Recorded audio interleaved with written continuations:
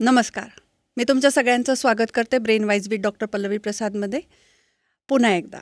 आज आपल्याकडे स्टुडिओमध्ये आलेले आहेत plastic surgeon doctor Shriraj Mahajan जळगावहून. तर सुरू करूया आजच्या गप्पा. खूप इंटरेस्टिंग टॉपिक आहे. त्यात सरांनी ॲक्च्युअल प्लास्टिक सर्जरी म्हणजे काय पासून ते केस, हेअर आणि कशी तुमची लाईफ ट्रान्सफॉर्म होऊ शकते एका छोट्याशा सर्जरीमुळे, ते सगळं सविस्तर सांगितलेलं आहे. तर चला आपण त्यांच्याशी गप्पा सुरू करूया. नमस्कार सर. प्लास्टिक सर्जरी हे आता आपण खूप ऐकतो किंवा लोकांना वाटतं, तर नेमकं प्लास्टिक सर्जरी म्हणजे काय सर? खरं म्हणजे प्लास्टिक हा जो विषय आहे किंवा हा जो शब्द आहे तो अक्षरशः प्लास्टिकशी रिलेटेड नाही. म्हणजे या पदार्थाचा प्लास्टिक या पदार्थाचा प्लास्टिक सर्जरी कारण काय होतं, जनरल पब्लिकला ऐकून असं वाटतं की डायरेक्ट प्लास्टिक लावणार आहे का काय.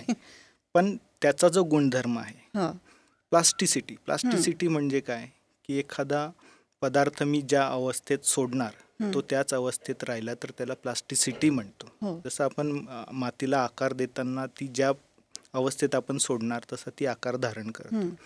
प्लास्टिकोज या ग्रीक वर्ड पासून प्लास्टिक सर्जरी हा संज्ञा आलेली आहे. प्लास्टिकोज म्हणजे टू मोल्ड, म्हणजे त्याला घडणे. ही सर्जरी घडण्याशी निगडित आहे म्हणून त्याला प्लास्टिक सर्जरी म्हटलं जातं. त्याला मराठीमध्ये एक चपखल शब्द आहे सुघटन शल्य. ओके. सुघटन म्हणजे घडणे. टिश्यू किंवा उती आपण ज्याला म्हणतो त्याला असं घडायचं की जिथे कमतरता असेल, जी कॉस्मेटिक असेल किंवा स्ट्रक्चरल कमतरता असेल, एखादा अवयव कमी असेल, जसं मी सांगितलं की हाड कमी असेल तर हाडाच्या जागी दुसरं हाड बसवणं, नाक तयार करायचं असेल तर तुमच्या फोरहेड जसं कपाळावरनं त्वचा घेऊन ती अशी घडणे की ज्याच्याने तुमची कमतरता पूर्ण होईल, त्याला प्लास्टिक सर्जरी म्हणतात. आता तसं म्हटलं तर आपल्याला खूप परिचित असं शास्त्र हे आहे, पण तेवढं ज्ञान सध्याच्या पिढीमध्ये आपल्यामध्ये नाही. कारण ह्या ज्ञानाचा उगम झाला आणि जे फ्लरिश झालं ते याच धर्तीवर. सगळ्यात जुनं तुम्ही शंकराचं आणि गणपतीचं उदाहरण घेऊ शकता. ती सुद्धा प्लास्टिक सर्जरीचं पहिली एक एक्झाम्पल म्हणू शकतो. अगदी ऋग्वेदामध्ये ह्या इन्सिडेंटचं वर्णन केलं आहे. जेव्हा गणपतीचं शिर कापलं गेलं तेव्हा त्यांना अश्विनी कुमारांकडे नेलं गेलं आणि अश्विनी कुमारांनी मग हत्तीचं शिर त्याला शिवलं. ही एक प्लास्टिक सर्जरीच झाली. अगदी तुम्ही पुराणातलं जरी सोडून दिलं, आज सायंटिफिक जरी गोष्टी आपण करत राहिलो की नाही आम्हाला लिटरेचर दाखवा, तरी सुद्धा आपण प्लास्टिक सर्जरीमध्ये जुन्यात जुनं जे लिटरेचर अवेलेबल आहे ते भारतातलंच आहे.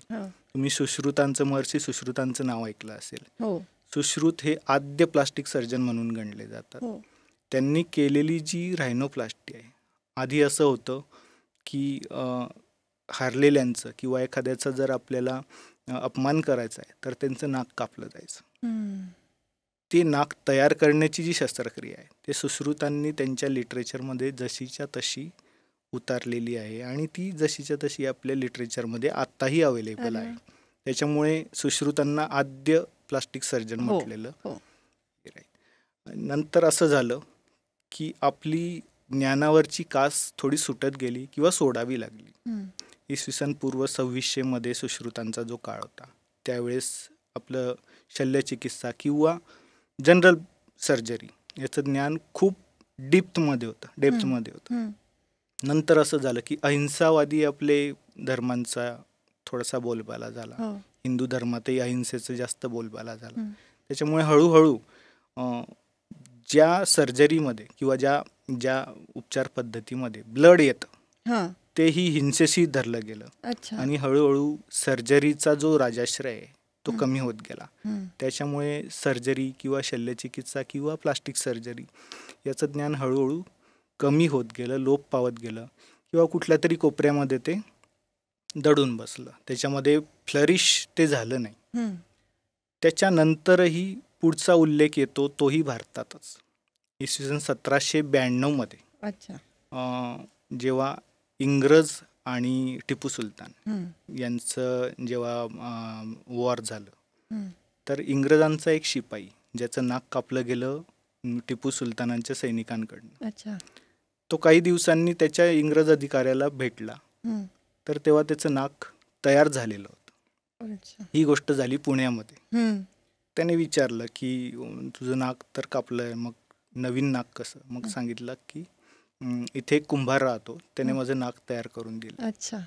आणि मग ही इंटरेस्टिंग स्टोरी जेव्हा त्याने ऐकली, तर प्रवास वर्णन करणारे 2 थॉमस क्रुसो आणि मायकल फिंडले म्हणून 2 प्रवास करणारे आणि टिपणं काढणारे 2 व्यक्ती होत्या. हं. त्यांनी मग त्या कुंभाराकडे जाऊन तो कसं तयार करतो ते पूर्ण त्याचं वर्णन, त्याचे डेपिक्शन सगळं करून आणि मग मद्रास गॅझेटियरमध्ये त्याचं पूर्ण पब्लिश केले 1793मध्ये, अच्छा. 94मध्ये. ओके. हेच नॉलेज पुढे युरोपियनांनी उचललं आणि पुढे ही सर्जरी त्यांनी मास्टर केली. हळूहळू ते तिला वापरत गेले. ती सर्जरी आजही first choice of surgery for nasal reconstruction म्हणून वापरली अरे वा. जाते. आणि आणि हे इट इज किती- कॉल्ड कोणत्या इंडियन. साली? 1794. ओके. 1794. वा.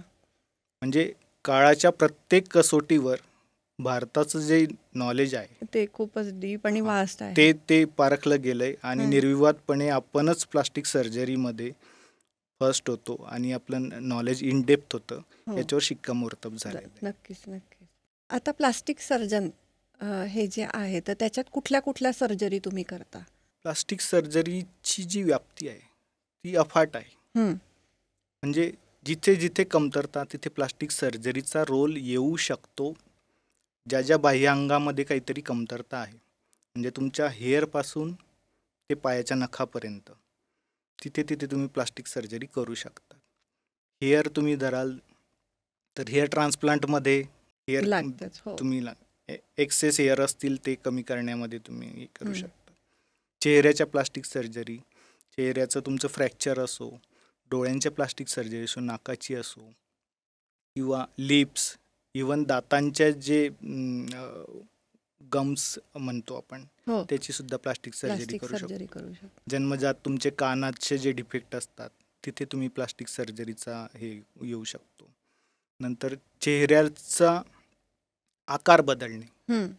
कमी जास्त फॅट इंजेक्ट करणे, कमी करणे, चेहरा तुमचा वाईड करणे, उंच करणे, त्याच्यामध्ये इम्प्लांट टाकणे, इथपासून ते तुमचं चेहऱ्याच्या फ्रॅक्चरपर्यंत सगळं चेहऱ्याचं तुम्ही प्लास्टिक सर्जरी करू शकतात.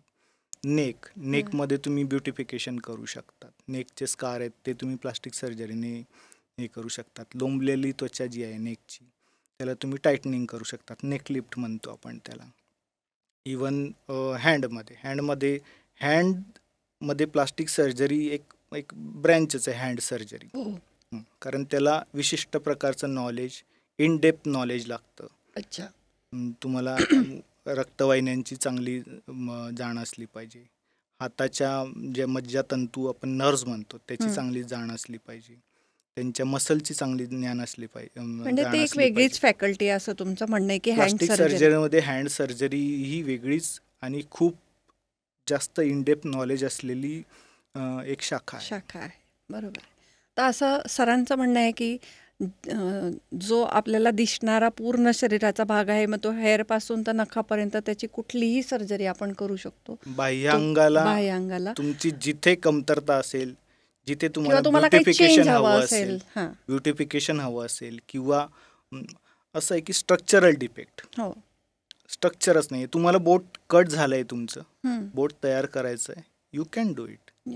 दिस इज स्ट्रक्चरल डिफेक्ट. किंवा फंक्शनल डिफेक्ट, जळाल्यानंतर माझा हात सरळ होत नाहीये किंवा बोटं वाकत नाहीयेत, then comes the plastic surgery. आणि कॉस्मेटिक, जिथे ब्युटिफिकेशन हवंय, तुमचं इवन नखही खराब झालंय, तुम्हाला नवीन नख तयार करायला, नेल रिकन्स्ट्रक्शन यू कॅन डू. इथलं सिम्पलेस्ट गोष्टी आपण करू शकतो. तुम्ही आता रिकन्स्ट्रक्शन हा शब्द वापरला, तर रिकन्स्ट्रक्टिव्ह सर्जरीज म्हणजे कुठल्या कुठल्या येतात आणि काय त्यांचं म्हणणं? जिथे तुमचा डिफेक्ट आहे, म्हणजे आपण कॅन्सर सर्जरी बघतो. कॅन्सरमध्ये जिथे कॅन्सर तुमचा आता जबड्याचा कॅन्सर आहे, तो काढावा लागलाय, नॉर्मल त्वचा सुद्धा काढावी लागली आजूबाजूची, जबडा काढलाय तुमचा, जबडा तयार करणे, अच्छा. पुनर्बांधणी करणे. ओके. रिकन्स्ट्रक्शन इज पुनर्बांधणी. पुनर्बांधणी. नवीन जबडा तयार करणे. अच्छा. बाहेरून त्याला तो आधी आधीसारखा पूर्ण प्रॉपर आपण करू शकतो. बऱ्यापैकी करू शकतो. हो. स्तनांचे कॅन्सर आहे, हम्म. स्तन काढल्यानंतर तुम्हाला नवीन जे सायकोलॉजिकल इम्पॅक्ट हो असतो. बरोबर. स्त्रीचं जेव्हा एक स्तन निघतं किंवा पार्ट ऑफ द स्तन निघतो, हं. त्याच्यानंतर सायकोलॉजिकल इम्पॅक्ट येतो. बरोबर आहे. थोडं बॅकफूटवर जातं. Beauty अशा पण, वेळेस हा. अशा वेळेस तुम्ही you can reconstruct to breast. Breast. Yes. पायाचे आहेत, कधी कधी तुम्हाला काही पार्ट काढावा लागतो किंवा हाड उघडं पडतं. अशा वेळेस you have to do reconstructive plastic Yes. Surgery. ऍक्सिडेंटच्या पेशंटला आपल्याला जास्त करायला लागतं. ऍक्सिडेंटच्या पेशंटला त्याच्यामध्ये हाड तुमचं गेलंय, हं. नवीन हाड दुसऱ्या पायातनं काढून तुम्ही हाड नवीन तयार करू शकतात. सो दॅट पेशंट स्वतःच्या पायावर चालू शकतो, पुन्हा इंडिपेंडेंटली चालू शकतो. आता चेहऱ्याचं आपल्याला प्लास्टिक सर्जरी करायची, तर त्यांनी चेहऱ्यामध्ये बदल येतो का, की आपण आहे तो फेस नीट ठेवून त्याला नीट ब्युटिफाय करून पण आपण त्याची सर्जरी करू शकतो? नक्कीच करू शकतो. तर थोडं प्लास्टिक सर्जरी सामान्य लोकांच्या मनामध्ये हां. की नाही मला म्हणजे सलमान खानचा शाहरुख खान करता येतो का, हां. इतपत प्लास्टिक नाही होत. सर्जरी बरं. नाही शक्य. हां. परंतु आमूलाग्र बदल तुम्ही करू शकता. कारण हिंदी तुमच्या पिक्चर मध्ये दाखवलंय बऱ्याचदा हो. की तो प्लास्टिक सर्जरी नाही, ते करून येतो, सत्य सेम नाहीये. चेहरा करून येतो. ते सत्य नाहीये. हां, तेवढ्या त्या लेवलला आपण जाऊ शकत नाही. बरोबर. चेहऱ्याची एक विशिष्ट मांडणी असते, बेसिक ठेवण असते, हं, हं. त्याच्यावरच तुम्ही ॲड ऑन करू शकतात. प्रत्येक चेहऱ्याच्या प्रत्येक अवयवामध्ये नाक, तुमचे चीक्स, तुमचं जबडा धरा, याच्यामध्ये सुद्धा तुम्ही चेंज करून आमूलाग्र बदल मात्र तुमच्या चेहऱ्यात होऊ शकतो. इवन तुमच्या एज फॅक्टर जे आहे, हां. एजमुळे येणारे जे तुमचे बदल आहेत, हं. They can be रिव्हर्स्ड. ओके. त्याच्यामुळे जरी 100% नाही तरी बऱ्यापैकी चेहरा बदलू शकतात. आता काहींना फक्त चेहऱ्यावर डाग असतात किंवा व्रण असतात, त्याच्यासाठी सर्जरी करायच्या असतात, तर त्याच्यासाठी कुठल्या कुठल्या सर्जरी अवेलेबल आहेत आणि त्या पूर्ण जातात का? डाग पूर्ण जात नाहीत, हं. हा पण एक मिसकन्सेप्शन हो, हो. सामान्य जनतेमध्ये असतो. हो. की आम्ही जेव्हा पेशंट आमच्याकडे येतो, मग सांगतो आम्ही की हे तर आम्ही शिवून देऊ, हं. परंतु डाग राहील. हं. मग पेशंट म्हणतो सर प्लास्टिक सर्जरीच करा ना. हं. हे मिसकन्सेप्शनमुळे येतं, हो, गैरसमजामुळे येतं. हो.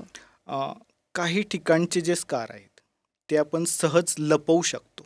त्याला RSTL म्हणतो आपण, रेस्टिंग स्किन टेन्शन लाईन. हं. किंवा नॅचरली ज्या सुरकुत्या आपल्या चेहऱ्यावर पडतात त्यामध्ये जर स्कार असेल तो कमीत कमी दिसतो, पण त्याला छेदून जर एखादा स्कार जात असेल तर तो मात्र चांगलाच उमटतो. बरोबर आहे. अशा वेळेस आपण स्कार अवॉइड करू शकत नाही, त्याला कमी करू शकतो, त्याची तीव्रता कमी करू शकतो, बाकीचे उपाय करून त्याला कमी करू शकतो, पण स्कार मात्र शून्य होऊ शकत नाही. बरोबर आहे. बऱ्याच मेलाझमाच्या पेशंटला जास्त वाटत असतं की हो हे पूर्ण काढून याची डायरेक्ट सर्जरी होईल का, तर मेलाझमामध्ये आपण स्पेशली सर्जरी करू शकतो? सर्जरी मेलाझमासाठी सर्जरी म्हणजे थोडा जास्त हार्श प्रकार झाला. हो हो. कारण तेवढी स्किन काढून आपण दुसरी स्किन जेव्हा लावणार तर ती ठिगळासारखी दिसते. बरोबर आहे. आणि त्याचा जो कॉस्मेटिक इफेक्ट आपल्याला हवा आहे हो. तो येऊ शकत नाही. बरोबर. त्याच्यामुळे त्याच्यासाठी लेझर वगैरे हेच आपण पर्याय यूज करतो, ज्याच्याने फक्त सुपरफिशियल तुमचं जे पिगमेंटेशन आहे ते जाऊ शकतं. प्लास्टिक सर्जरीचा मात्र त्यात 100% रोल नाही. आता आपण थोडंसं आजारांकडे वळूया की काही काही आजार असतात किंवा काही गोष्टी झालेल्या असतात ज्याच्यामुळे प्लास्टिक सर्जरी करणं मस्त असतं.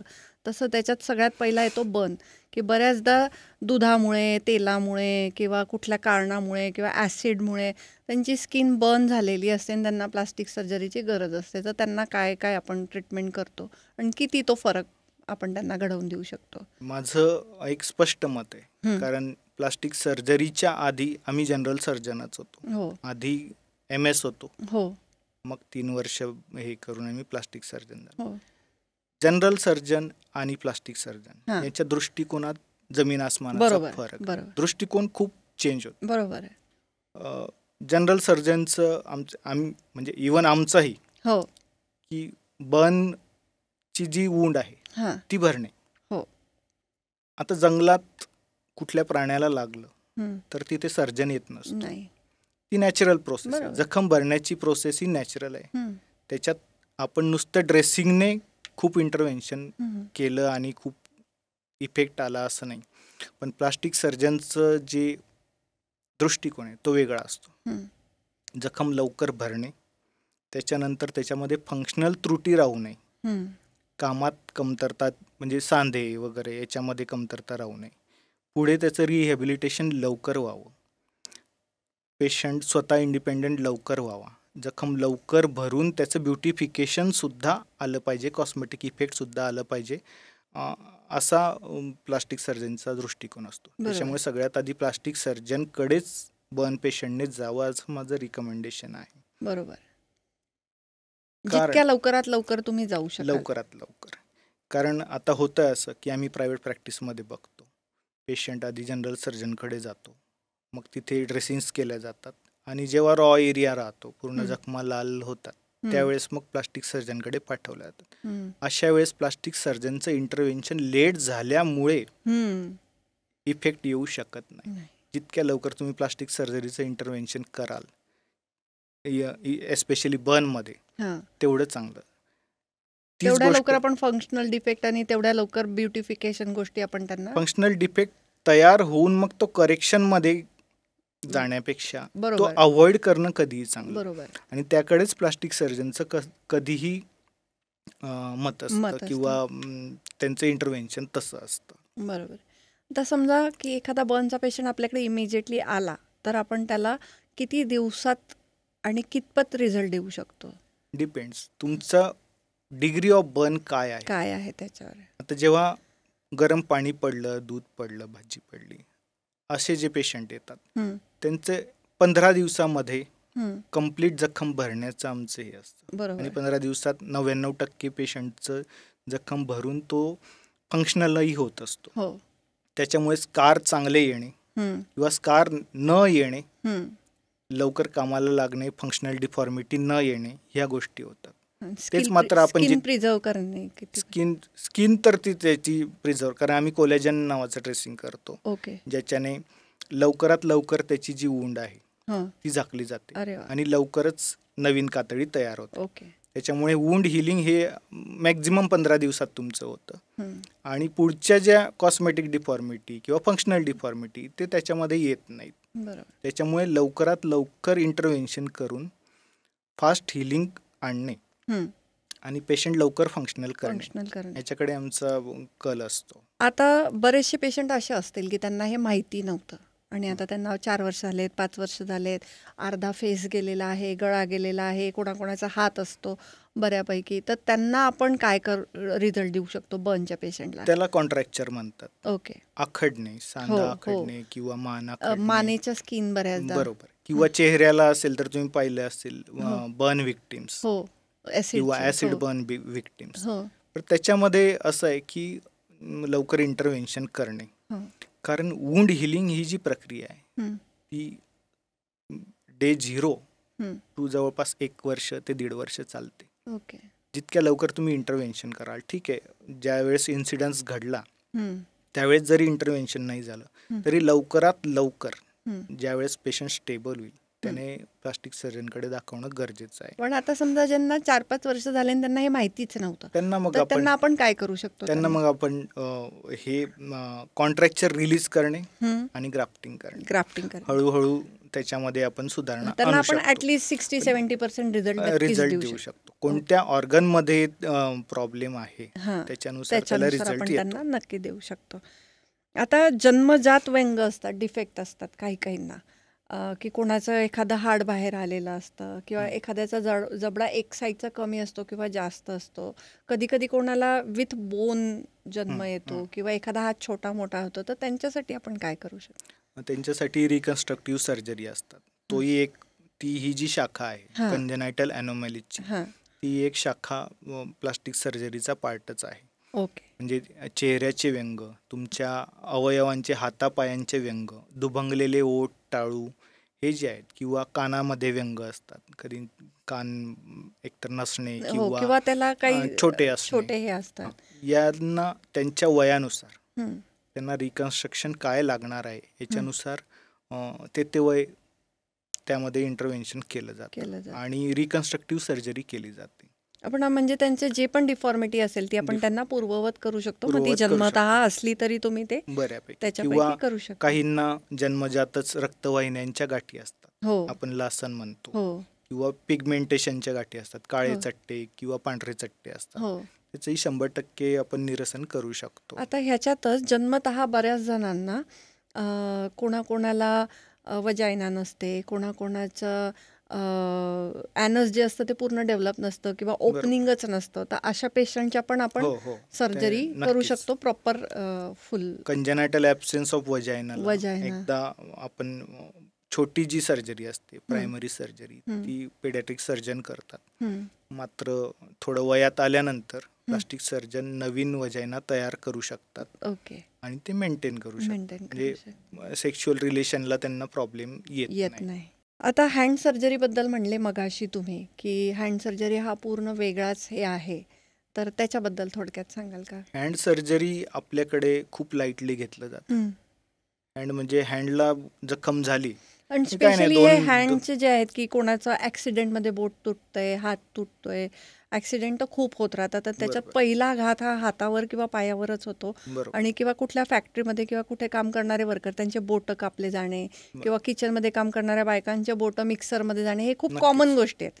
तर त्यांच्यासाठी आपण आता आपण बोट म्हटलं ना, हां तर बोट म्हणजे बोटात इतकं कॉम्प्लिकेटेड स्ट्रक्चर आहे छोट्याशा जागेमध्ये. म्हणजे तुमचं बोनही आहे, तुमचा सांधा आहे, टेंडन्स आहेत ज्यांना बरोबर आपण स्नायुबंध म्हणतो, त्याच्यानंतर रक्तवाहिन्या आहेत आणि सेन्सेशनच्या नसा सुद्धा आहेत. बरोबर. म्हणजे छोट्याशा जागेमध्ये खूप कॉम्प्लिकेटेड स्ट्रक्चर भरलेलं आहे. हो आणि त्याला टॅकल करण्यासाठी तितकंच नॉलेज असणारा आणि तितकं बारकाईने काम करणारा तुम्हाला सर्जन हवा आहे. बरोबर ते असं नाही आहे की तुम्ही 2 टाके घेतले आणि तुमचं हे झालं. बरोबर. त्याच्यामुळे हँड सर्जरी ही खूप मोठी स्पेशालिटी आहे. हँडच्या ज्या जखमा आहेत, हाताच्या जखमा, त्याच पद्धतीने हाताळल्या गेल्या पाहिजेत. खूप मेटिक्युलसली, खूप स्किलफुली हाताळल्या गेल्या पाहिजेत. तेव्हाच पाहिजे तो रिझल्ट आपल्याला मिळणार. बरोबर आहे. आणि एस्पेशली बोट कट होणे, हात कट होणे, याच्यामध्ये तर प्लास्टिक सर्जनला पर्यायच तर नाही. आता समजा एखाद्याच्या समोर झाला तर त्यांनी ते जे तो कट झालेला अवयव असतो तो कसा डॉक्टरपर्यंत आणायला पाहिजे? बरोबर. आता बोट किंवा हात हं, कट झाल्यानंतर सगळ्यात पहिले त्याला गॉजमध्ये, हं. स्टराईल गॉजमध्ये आपण गुंडाळला पाहिजे. समजा रस्त्यावर येतं त्यांनी तिथल्या तिथे जो कपडा मिळेल त्याच्यात नाही काय? नाही, त्याच्यामध्ये डॉक्टरने थोडं इंटरव्हेन्शन केलेलं बरं राहतं. जवळच्या डॉक्टरकडे जाऊन गॉजमध्ये, स्टराईल गॉजमध्ये हां. टाकून, हं. मग ती प्लास्टिकच्या बॅगमध्ये टाकून ती बॅग आईस बॅगमध्ये, आईस अच्छा. बॉक्समध्ये ठेवून जर आणली, दिस हां. Is ideal way. आयडियल. पण जनरली हे पटकन होत जवळच्या डॉक्टरकडनं गॉज घ्या बरोबर. किंवा मेडिकलमधनं स्टराईल गॉज घ्या, त्याला त्याच्यात गुंडाळा, गुंडाळा. एका प्लास्टिकच्या पिशवीत टाका आणि ती प्लास्टिकची पिशवी बर्फाच्या आईस बॉक्समध्ये ठेवा. ही बरोबर. आयडियल पद्धत आणि आहे डॉक्टरपर्यंत अवयव आणि आणण्याची. लवकरात लवकर प्लास्टिक लवकरात सर्जन लवकर गाठा. गाठा जवळ कारण 6 तासाच्या आत बरोबर. जर त्याचा ब्लड फ्लो रिस्टोर झाला हां तर हात पूर्णपणे वाचतो पूर्णपणे वाचतो. किंवा बोट पूर्णपणे वाचतो. ओके. थोडं बोटाला जास्त 6 तासाच्या आत this is called golden hour. Golden hour. कुठल्याही अवयवाचं जे तुम्हाला रिप्लांटेशन हो करायचं, हो हो कधी कधी असं होतं की नुसती स्किनही गेलेली असते, हो हो. स्किन सुद्धा आपण लावू शकतो, तर ती पण आणली पाहिजे. तीही आणा. बरोबर आहे. बोटाचं नुसतं पुढची कॅप गेलेली हो, असते, हो, ती हो. सुद्धा आणली तर आम्ही रिप्लांटेशन करू शकतो.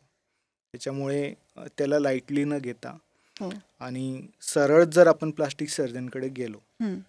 तर रिझल्ट त्याचे 100% 100% चांगले चांगले येतात. मिळतात. आता ॲक्सिडेंट झालेले पेशंट असतात की भरपूर ॲक्सिडेंट्स आपण आता बघतो रोडवरती, तर नुसतंच हात किंवा काय किंवा काही नाही, त्यांच्या बऱ्याचदा लक्षात येत नाही. पेशंट एमर्जन्सीमध्ये उचलून आणतात, तर त्यांचे कुठल्या कुठल्या अवयांचा आपण त्यांना पूर्ववत करून देऊ शकतो किंवा प्लास्टिक सर्जनकडे त्यांनी जायलाच पाहिजे? जेव्हा मेजर ॲक्सिडेंट होतो हां. तर ऑब्व्हियसली ट्रॉमा सेंटरला पेशंट जातो. हं. अशा वेळेस पेशंट किंवा नातेवाईकांनी प्लास्टिक सर्जन ओपिनियनचा आग्रह धरलाच पाहिजे. बरोबर. कारण बऱ्याच वेळेस असं होतं की जनरल सर्जन किंवा ऑर्थोपेडिशियन जे प्रायमरी डॉक्टर्स असतात, पेशंट अटेंड करणारे, त्यांचं छोट्या गोष्टीकडे लक्ष नसतं. बरोबर आहे. किंवा काही हाड आहेत जे उघडे पडलेत, हं. त्याला इमिजिएट झाकण्याचं प्लॅनिंग आम्ही करू शकतो. बरोबर आहे. किंवा कुठल्या बाजूने तुम्ही तुमचं ऑपरेशन स्टार्ट केलं पाहिजे, जनरल सर्जनने म्हणा किंवा ऑर्थोपेडिशियनने, ते आम्ही प्लॅन करून देऊ शकतो. बरोबर. काही अवयव वाचू शकतात. बरोबर. कधी कधी असं असतं की रक्तवाहिन्यांचं सुद्धा तुटणं हे लक्षात येत नाही. पायाची रक्तवाहिनी तुटली, आपण डोक्याकडे बघतोय किंवा पोटाकडे बघतोय, अशा वेळेस प्लास्टिक सर्जरीचं जर इंटरव्हेन्शन झालं तर लिम्ब सेव्हिंग सुद्धा आपण बरंच हे करू करू शकतो. आणि तेव्हाच आपण बऱ्यापैकी डॅमेज कॉस्मेटिक गोष्टी पण प्लॅन करू फक्त मायक्रो प्लॅनिंगने तुम्ही बऱ्यापैकी तुमची हानी वाचवू शकता. तुमचे हात किंवा बाकी कॉस्मेटिक या गोष्टी आहेत. जसं चेहऱ्याला लागले पण त्याबरोबर डोक्यालाही लागले, पेशंट थोडा क्रिटिकल आहे, 2-3 दिवस त्याच्याकडे लक्ष दिलं जात नाही. बरोबर आहे. आणि मग अल्टिमेटली तो खराब घाव घेऊन किंवा कसे टाके घेऊन तो येतो, तेवढे चांगलं रिझल्ट देणं त्यांना शक्य होत नाही. बरोबर. अशा वेळेस प्रायमरी याच्यामध्येच तुम्ही जर प्लास्टिक सर्जनचं इंटरव्हेन्शन केलं तर ते बऱ्यापैकी बरंच त्याच्याने हानी तुमची वाचू शकते. आता सर कसं झालेलं आहे की बरेच जेंडर चेंज करण्याचे सर्जरींबद्दल डिमांड होत असते, कारण आताचं सध्याचं वातावरण असं आहे की हॉर्मोन चेंजमुळे त्यांना असं वाटत असतं, जो की जन्माला बॉय आलेला असतो की मी फिमेल व्हावं, आणि फिमेल असते तिला असं वाटतं की बॉय व्हावं. तर ह्या ज्या जेनायटल चेंजच्या सर्जरी आहे त्या कितपत आणि कशा प्रकारे आता सध्या सेक्स चेंज किंवा सेक्स रिअसाइनमेंट सर्जरी म्हणतो आम्ही. हो, बरोबर आहे. त्यामध्ये बूम आलाय. हो, इंडियामध्ये कमी आहे, पण वेस्टर्न कंट्रीजमध्ये ॲज अ थ्रिल म्हणून सेक्स चेंजचे सध्या प्रमाण वाढत आहे. म्हणजे आता बेसिक गरजा आयुष्याच्या फुलफिल झाल्या आहेत. त्यांना आता पोटा पाण्याचा प्रश्न राहिला नाही. आता थ्रिल म्हणून आयुष्य जगायचं आहे. मी माणूस म्हणून किंवा बाई म्हणून मी आजपर्यंत जगलोय, आता मला अपोजिट सेक्सचं लाईफ जगायचंय. अशा मानसिकतेतून सध्या सेक्स रिअसाइनमेंट सर्जरी वाढत आहेत. बरोबर. थ्रिल म्हणून. त्याच वेळेस इंडियामध्ये थोडं इकॉनॉमिक्स त्याच्यामध्ये आलंय. इझिली फिमेलला पैसे कमवण्यामध्ये किंवा तुम्ही ट्रान्सजेंडर म्हणून मिरवण्यामध्ये यांना एक इकॉनॉमिक्स हा पार्ट पण आहे. जसं नॉर्थ इंडियामध्ये ट्रान्सजेंडरला खूप जास्त प्रमाणामध्ये मान दिला जातो. त्यांना मोठमोठ्या फंक्शनमध्ये बोलवलं जातं. बरोबर आहे. आणि मोठमोठे त्यांना दान दिलं जातं, लाखोंमध्ये त्यांना हे दिलं जातं. अशा याच्यामुळे सुद्धा सेक्स रिअसाइनमेंट सर्जरी करून घेण्यामध्ये इंटरेस्ट वाढत चालला. आणि काहींना जेन्युइन इंटरेस्ट पण असतो. काहींना जेन्युइन इंटरेस्ट आहे. That is psychology. मुलगा आहे, त्याला लहानपणापासूनच नाही मी फिमेल बॉडीमध्ये असतो तर बरं झालं असतं. सायकोलॉजी, त्याची सायकोलॉजी फिमेल म्हणून डेव्हलप झाली. हॉर्मोन जरी कम्प्लिटली मेलचे असले, कम्प्लिटली ओके, हो, he is physiologically complete male, okay, hormonally also, पण psychologically he is female. Okay. मग त्याला तो जसा वयात येतो तसं त्याला वाटायला लागतं की I am uncomfortable in this male body, मला फिमेलमध्ये कन्वर्ट व्हायचं. Same happens with females.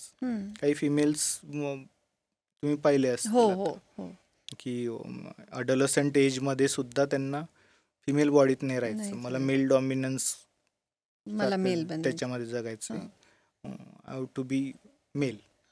अशा वेळेस आपण सेक्स रिअसाइनमेंट सर्जरी करतो. त्याच्यामध्ये मल्टिपल सर्जरीज येतात. एक तर तुमचं जेनायटेलिया, फिमेल टू मेल असेल तर जेनायटेलिया तयार करणं, नवीन तुमचं लिंग तयार करणं.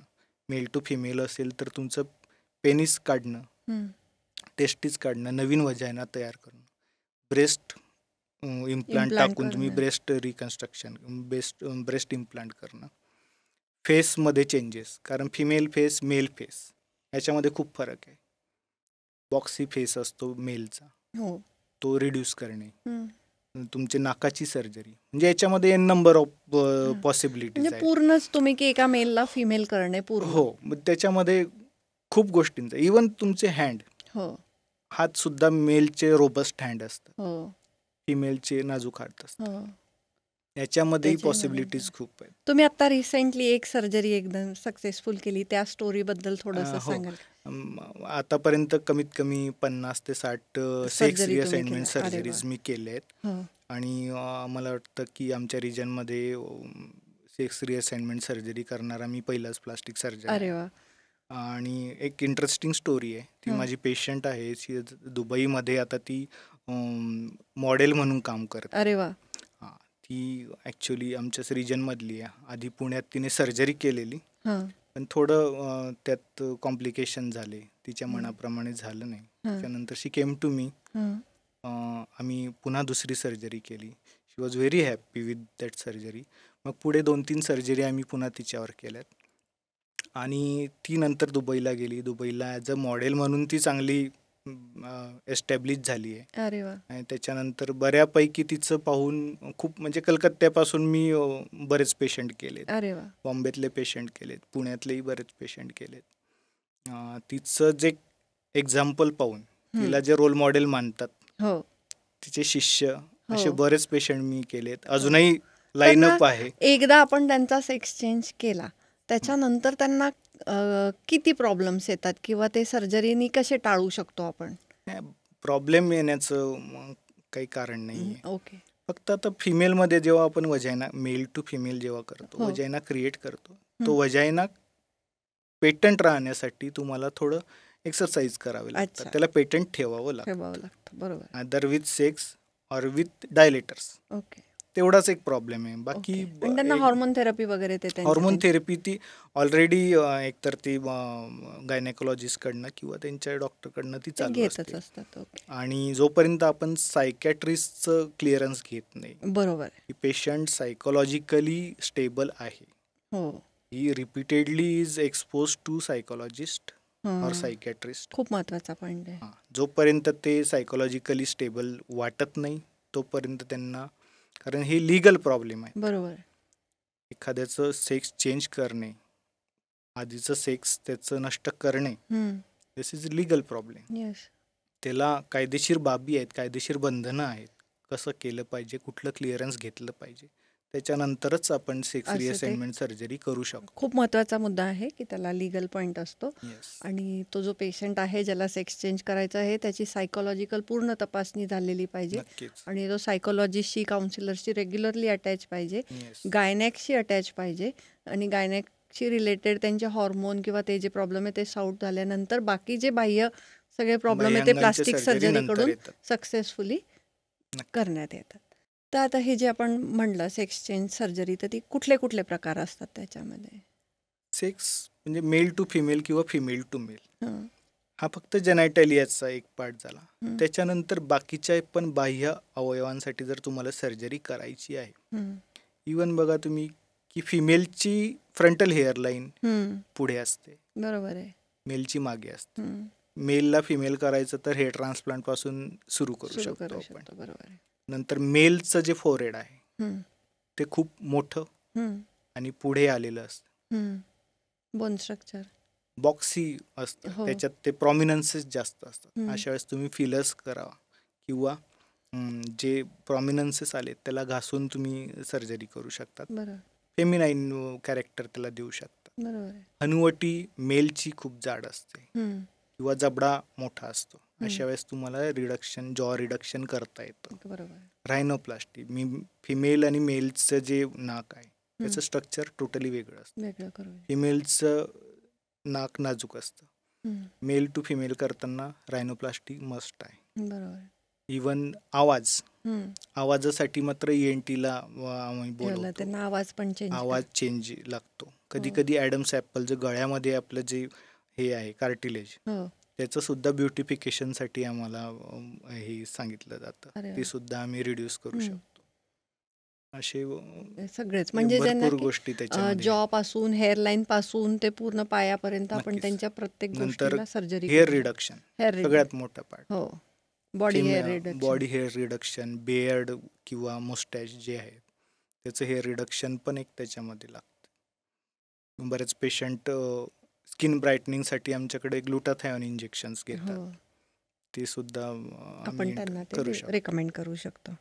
सर रिसेंटली मी हँड रिप्लांटेशनबद्दल ऐकलं, त्याच्याबद्दल थोडक्यात सांगाल का? आता नुकतंच अमृता युनिव्हर्सिटीमध्ये हं. जगातलं बायलॅटरल म्हणजे दोन्ही हातांना हँड रिप्लांटेशन केलंय. अरे वा. म्हणजे ब्रेन डेड पेशंटपासून हं. ते एक सैनिक आहे ज्याने 2 हात गमावलेले युद्धामध्ये, हो. त्याचे हात हं. ब्रेन डेड पेशंटचे हं. या सैनिकाला बसवण्यात आले आणि ते फुल्ली फंक्शनल झाले. अरे वा. अशा प्रकारची सर्जरी आपल्या भारतामध्ये फर्स्ट टाईम हं. आणि वर्ल्डमध्येही फर्स्ट टाईम झाली दोन्ही हातांची. या सर्जरीचं मूळ आहे सुश्रुत संहितेमध्ये. अरे वा. सुश्रुताने 2600 वर्षापूर्वी पहिलं हँड रिप्लांटेशन अटेम्प्ट केलं होतं. ते फेल झालं, हं. परंतु अटेम्प्ट 2600 वर्षापूर्वी झालं होतं. आणि पुन्हा त्याच धर्तीमध्ये, सुश्रुताच्या धर्तीमध्ये आपण पहिलं बायलॅटरल हँड रिप्लांटेशन, आणि तेही एका सैनिकाचं केलं तर? हँड ट्रान्सप्लांटेशन, रिप्लांटेशन नाही, ट्रान्सप्लांटेशन, दुसऱ्याचे हात हां. दुसऱ्या पेशंटला बसवणं, हे सक्सेसफुली आपण कंप्लीट केलेलं आहे. तर खूपच छान आहे आणि सैनिकांना आपण नक्कीच नक्कीच, जीवनदान देतोय. नक्कीच. म्हणजे आपण त्यांची ताकद परत पुन्हा सैनिकांसाठी खूप पहिल्यासारखी मोठं करतोय. वरदान आहे. खूप वरदान, खूप खूप मोठं मोठं. वरदान आहे. हं, हं. तर अशा सैनिकांसाठीच खूप ह्या सर्जरींचा खूपच चांगला एक बेनिफिट. इंटरेस्टिंग गोष्ट सांगतोय हो. तुम्हाला की प्लास्टिक सर्जरी सगळ्यात जास्त फ्लरिश कोणत्या याच्यात झाली असेल तर हं. पहिल्या आणि दुसऱ्या महायुद्धामध्ये. अच्छा. कारण हं. नॉर्मल इंजुरी होत नव्हत्या. हं. ब्लास्ट झाला तर हं. ब्लास्टमध्ये तुमचा जबडाही गेला, हं. हात गेला, पाय गेला. अशा वेळेस थोडंसं जास्त नॉलेज असणारा सर्जन हो. हवा होता. हो. आणि कॉम्प्लिकेटेड डिफेक्ट तयार व्हायचे, हो. वेगवेगळे डिफेक्ट, म्हणजे हो. ज्याचं मांसही गेलं आहे, हो. हाडही गेलं आहे, हो. रक्तवाहिनी गेली. हो. अशा वेळेस जनरल सर्जनचं काम नव्हतं. हो. अशा वेळेस प्लास्टिक सर्जन धावून आले. हं. त्यांनी वेगवेगळ्या सर्जरीज केल्यात, नव्या सर्जरीज शिकलेत, हो. नवीन एक्सपेरिमेंट झालेत. हं. म्हणजे सगळ्यात जास्त जर प्लास्टिक सर्जरी फ्लरिश झाली असेल हं. तर ती युद्धाच्या काळामध्येच झाली आहे. बरोबर. इवन तुम्ही पहिलं जे उदाहरण पाहिलं, हं. नाक कापणे, हो. हे सुद्धा युद्धाचा साईड इफेक्ट आहे. हो. बरोबर. तेही पहिलं उदाहरण असं आहे की तुमच्या युद्धानंतर जे डिफेक्ट झाले ते त्याच्यामध्ये प्लास्टिक सर्जरी यूज झाली. रिपेअर. आणि पहिल्या दुसऱ्या महायुद्धात तर अत्यंत म्हणजे खूप कॅज्युअलिटीज झाल्यात, हं. खूप इंजुरीज झाल्यात, हं. वेगवेगळे डिफेक्ट झाले. हं. आणि त्याचा उपयोग म्हणा दुर्दैवाने हं. प्लास्टिक सर्जरीला झाला. बरोबर. प्लास्टिक सर्जरी फ्लरिश झाली. नवनवीन ऑपरेशन, नवनवीन टेक्निक्स त्याच्यामध्ये येत गेले. मगाशी तुम्ही जसं म्हणले की हे व्हास्ट फील्ड आहे, की प्लास्टिक सर्जन जे आहेत ते त्यांच्या पूर्ण करिअरमध्ये सगळ्याच सर्जरी करतील असं नाही आहे, इतकं नक्कीच. व्हास्ट आहे. नक्कीच. मी तर म्हणतो थोडंसं बोल्ड वाक्य आहे हां. की जगात असा एकही प्लास्टिक सर्जन झाला नसेल हं. की ज्याने प्लास्टिक सर्जरीमध्ये मेन्शन केलेले सगळ्या प्लास्टिक सर्जरी एकदा तरी एकदा केल्या असतील. एवढ्या सर्जरी आहेत आणि एवढं इतका व्हास्ट आहे. इतकी त्याची व्याप्ती आहे. अच्छा. आणि डे बाय डे नवनवीन संशोधन होते, नवनवीन फील्ड त्याच्यामध्ये ओपन अप होत आहेत. जसं आता रिप्लांटेशन आहे. रिप्लांटेशन ही नवीनच फील्ड आहे. हो. ते अजून फ्लरिश व्हायचं बाकी आहे. हो. म्हणजे ही नवीन शाखा आता प्लास्टिक सर्जरीमध्ये येणार. हं. सेक्स चेंज नवीन शाखा येणार, ती अजून फ्लरिश व्हायची बाकी आहे. त्याच्यामध्ये रिफाईनमेंट अजून बाकी आहे. बरोबर. म्हणजे हे म्हणणं काही चुकीचं नाही हं. की असा एकही प्लास्टिक सर्जन नसेल, हं. झाला नसेल आणि कदाचित होणारही नाही हं. की जो प्लास्टिक सर्जरीमधलं प्रत्येक ऑपरेशन एकदा तरी करेल. एवढं वास्ट आहे. सर लेझरचा काय काय उपयोग होतो प्लास्टिक सर्जरीमध्ये, किंवा आपण कुठे कुठे वापरू शकतो? लेझर नवीन टेक्नॉलॉजी आहे. हं. तर प्लास्टिक सर्जरीमध्ये जसं जन्मजात व्यंग आहेत, हं. रक्तवाहिन्यांच्या काही गाठी, किलॉइड सारख्या ज्या समस्या आहेत, थोड्या जटिल समस्या आहेत, तिथे त्यामध्ये कन्व्हेन्शनल प्लास्टिक सर्जरी काम नाही करत. अशा वेळेस लेझरचा उपयोग होऊ शकतो. किंवा चेहऱ्यावर जसे व्रण आहेत, काही स्कार तुम्हाला कमी करायचे आहेत, किंवा शरीरावर इतर जागी जे स्कार कमी करायचे आहेत तिथे तुम्ही लेझर वापरू शकता. व्हॅस्क्युलर सर्जरीमध्ये जसं व्हेरिकोज वेन म्हणजे त्या जाळण्यासाठी लेझरचा उपयोग करू शकता. आता आपण एवढं सगळं प्लास्टिक सर्जरीबद्दल बोलतोय, तर तुम्ही अशा केसेस खूप बघितल्या असतील की तुमच्या सर्जरीमुळे त्यांचे आयुष्य चेंज झाले, किंवा त्यांचा कायापालट झाला, की त्या आधी जे आयुष्य होतं त्याच्यापेक्षा ते आता एकदम खूप चांगलं उत्तम आयुष्य जगायला लागले. अशा भरपूर गोष्टी घडल्या असतील. नक्कीच. प्रत्येक पेशंट एक वेगळी अपेक्षा घेऊन येतो. कधी कधी वाटतं की माझं नाक चांगलं नाही आहे, आपल्याला वाटतं काय मोठी गोष्ट आहे, कॉस्मेटिक सर्जरी आहे, नुसतं चांगलं दिसण्यासाठी तो ट्राय करतोय, पण त्याचा सायकोलॉजिकल इम्पॅक्ट आपण लक्षात नाही घेत. एखाद्याला थोडंसं नाक वाकडं असण्याचाही निगेटिव्ह इम्पॅक्ट त्याच्या सायकोलॉजीवर असतो. भरपूर. कधी कधी जाड ओठ, माझा एक ओठ जाड आहे म्हणून सायकोलॉजिकली अनस्टेबल झालेले मी पेशंट पाहिले. बरोबर आहे. आणि सिम्पल इंटरव्हेन्शन, छोट्या इंटरव्हेन्शनने तुम्ही त्यांना आयुष्य म्हणजे तुम्ही त्याला नवीन काही अवयव द्या किंवा रिकन्स्ट्रक्शन करा असं गरजेचं नाही आहे. तुम्ही सायकोलॉजी जरी त्यांची सुधारली तरी त्यांचं आयुष्य चेंजच झालं असं समजा. तर सिम्पलेस्ट गोष्ट सांगतो. एक पेशंट आलाय ज्याला मनगटावर स्कार होता, तो जनरल सर्जनने शिवलेला होता, पण कंटिन्युअस त्याला पेन राहायचं. सिंपल गोष्ट आहे, काही मोठी गोष्ट नाही, 2 सेंटीमीटरचा स्कार. परंतु त्याचा इम्पॅक्ट असा होता की गेली 5 वर्ष ते फिमेल कामच करू शकली नाही. कारण त्या स्कारमध्ये त्याचं मज्जा तंतू जो आपण म्हणतो, नर्व जी आहे, नर्व एंटँगलमेंट होती. आम्ही 5 मिनिटाचं ऑपरेशन केले, फक्त 5 मिनिटाचं. त्याच्यानंतर ती काम करू शकते पेनलेसली. सिम्पलेस्ट इंटरव्हेन्शन आहे. खूप मोठं आम्ही काही गोष्ट केली नाही, पण इम्पॅक्ट त्याचा खूप मोठा झाला. तुम्ही 5 वर्ष काम न करणे एका हाताने आणि सिम्पल 5 मिनिटाच्या सर्जरी नंतर तुम्ही सगळं काम करू शकणे, this is very good, big impact. आणि त्यांचं आयुष्यच बदलतं ना, की त्यांना असं वाटलं आता माझ्या ह्या हाताने मी कधी कामच नाही करू शकत. काम तुम्ही मोठं करणे इज नॉट इम्पॉर्टंट, तुम्ही इम्पॅक्ट त्याचा किती मोठा केलाय दॅट इज इम्पॉर्टंट. हात जोडणे, हात तुटल्यानंतर हात जोडणे ही मोठी सर्जरी आहे, खूप मोठा अचिव्हमेंट आहे, आपल्याला माहिती आहे. ती आपण करतोच, डे इन डे आउट आम्ही करत राहतो. आता एका पेशंटचा म्हणजे अपघातामध्ये पूर्ण हात तुटलेला, तो आम्ही 12 तासाच्या कंटिन्युअस सर्जरी, फक्त 5 मिनिटाचा आम्ही त्याच्यामध्ये ब्रेक घेतलाय, फक्त 5 मिनिट. कारण 6 तासामध्ये तुमचा ब्लड फ्लो रिस्टोर करणं गरजेचं असतं. पेशंट तुमच्याकडे 3-4 तासाने येतो, तोपर्यंत त्याचं बऱ्यापैकी इन्व्हेस्टिगेट करणे वगैरे याच्यामध्ये तुमचा वेळ जातो. आणि सिंगल सर्जन असल्यानंतर you have to be precise and rapid. बरोबर आहे. त्याच्यामुळे this is also a rewarding case. आणि आपण आधी डिस्कस केल्याप्रमाणेच ती female sex change, male to female, त्यांचंही आपण आयुष्य फक्त सेक्स चेंज इतकं न बघता त्यांचं सायकोलॉजिकली आपण किती त्याच्यावर इम्पॅक्ट केला, नवीन आयुष्य किती चेंज झालं, तो इम्पॅक्ट आपल्याला दिसत नाही, सायकोलॉजिकल इम्पॅक्ट दिसत नाही. सिम्पल गोष्ट आहे, एखाद्याच्या चेहऱ्यावर छोटासा डाग आहे पण तो त्याला सलतोय, बरोबर, तो तुम्ही दूर केला किंवा कमी केला तर त्याचा जो इम्पॅक्ट आहे तो खूप मोठा आहे. त्याचं जे सॅटिस्फॅक्शन आहे ते तुम्ही असं मोजू शकत नाही. बरोबर. त्याच्यामुळे छोट्या छोट्या गोष्टी करतानाही त्याचा इम्पॅक्ट किती असेल हे आपल्याला सांगता येत.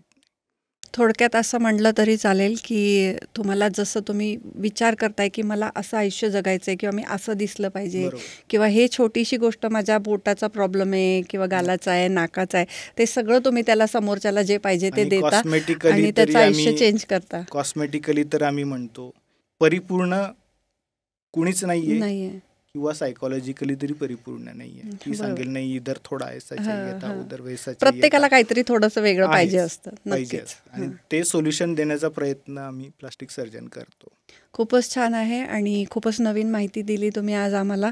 आणि खूप प्लास्टिक सर्जरी, त्याच्याशी रिलेटेड सर्जरी कुठल्या कुठल्या असतात आणि त्या कशा होतात हे खूपच छान आज आम्हाला तुम्ही थोडक्यात आणि एकदम सिम्पल लँग्वेजमध्ये समजून सांगितलं.